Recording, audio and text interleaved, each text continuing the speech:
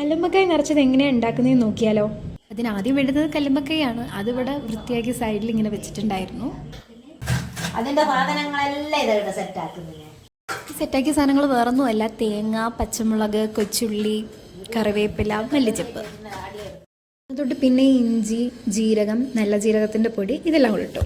അത് പിന്നെ നേരെ നമ്മൾ മിക്സിയിലിട്ടു. നമുക്ക് വേണ്ടത് പൊടികളാണ്. ആദ്യം പത്തിരിപ്പൊടി, ഇങ്ങനെ എനിക്ക് തോന്നുന്ന പോലെ ആദ്യം പത്തിരിപ്പൊടി, പിന്നെ കുറച്ച് അരിപ്പൊടി, കുറച്ച് പുട്ടുപൊടി കൂടി. കുറച്ച് ചൂടുവെള്ളത്തിൻ്റെ ആവശ്യമുണ്ട്. അത് അടുപ്പിൽ വെച്ചിട്ട് നമ്മൾ നേരെ പൊടി മിക്സ് ചെയ്യാനായിട്ട് പോവുകയാണ്. നമുക്ക് അരിപ്പൊടിക്കകത്തോട്ട് കുറച്ച് മഞ്ഞൾപ്പൊടി, പിന്നെ നമ്മൾ നേരത്തെ മിക്സിയിൽ അടിച്ച് വെച്ച സാധനം എല്ലാം ഇട്ട് മിക്സ് ചെയ്യാം.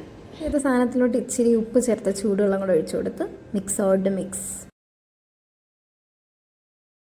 ഏകദേശം ഈ ഒരു പരുവത്തിലെത്തും. അപ്പോഴത്തേക്ക് അതിനകത്തോട്ട് ഇച്ചിരി എണ്ണയും കൂടെ ഒഴിച്ച് വീണ്ടും ഒന്ന് മിക്സ് ചെയ്യുക. ഇതിലാണ് നമ്മൾ കല്ലുമ്മക്കായ വേവിക്കാൻ വെക്കുന്നത്. അതിൽ കുറച്ച് വെള്ളവും ഒഴിച്ച് തട്ടും വെച്ചിട്ട് ഇനി നമുക്ക് കല്ലുമ്മക്കായ നിറയ്ക്കാൻ തുടങ്ങാം.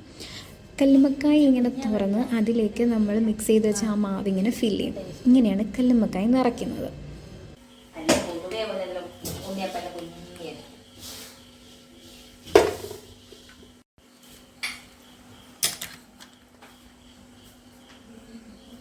എടുക്കുന്ന ഒട്ടും താല്പര്യം അല്ലെങ്കിലും ഒരു ക്യൂരിയോസിറ്റി കൊണ്ട് ഞാനും കല്ലുമ്മക്കായ നിറയ്ക്കാൻ കൂടി.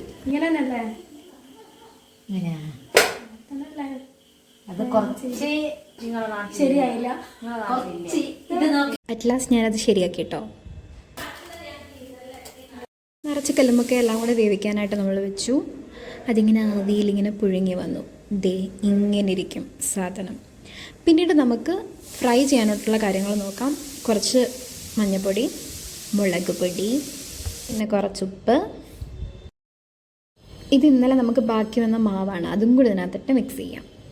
ശരിക്കും നമ്മളിത് 2 ദിവസം കൊണ്ട് ചെയ്യുന്ന പരിപാടിയാണ്. കാരണം ഇന്നലെയാണ് കല്ലുമ്മക്കായെല്ലാം പുഴുങ്ങി വെച്ചത്. പക്ഷെ നമ്മുടെ സമയപരിധി കൊണ്ട് ഇന്നാണ് നമ്മളത് ഫ്രൈ ചെയ്യുന്നത്. പിന്നെ നമ്മൾ പുഴുങ്ങി വെച്ച കല്ലുമ്മക്കായ മാരിനേഷൻ ചെയ്യാനായിട്ട് ആ ഒരു സോസിലോട്ട് ഇട്ട് കൊടുക്കുകയാണ്. പിന്നെല്ലാം പതിവ് പോലെ എണ്ണ എടുക്കുന്നു, ചൂടാക്കുന്നു, അതിലേക്ക് നമ്മുടെ കല്ലുമ്മക്കായ ഫ്രൈ ചെയ്യാനിട്ട് കൊടുക്കുന്നു.